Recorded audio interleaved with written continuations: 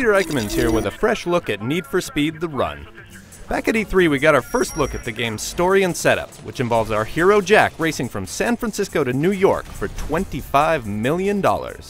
We don't know all the shady details about this illegal cross-country race, but we do know Jack gets himself into trouble along the way. And to punctuate the game's story elements, we learned that a portion of the game takes place outside of the car, a first for the Need for Speed franchise. But our latest look at the game is all about the racing. I got a chance to go hands-on, racing through the deserts of Death Valley.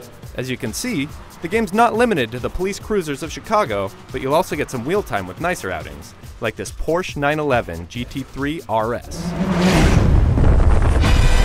Need for Speed: The Run is about gaining ground against 200 other drivers, all vying for the same cash prize.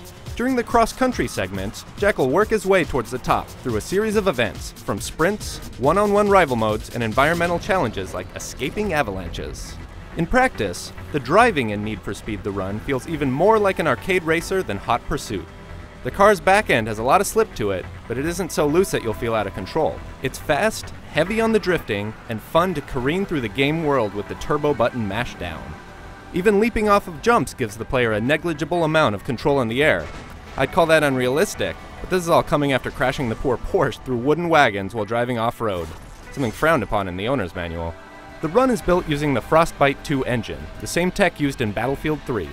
The game's looking really good so far, with dust falling from overhead bridges, Joshua trees peppering the horizon, and devastating crashes politely reminding you that you screwed up.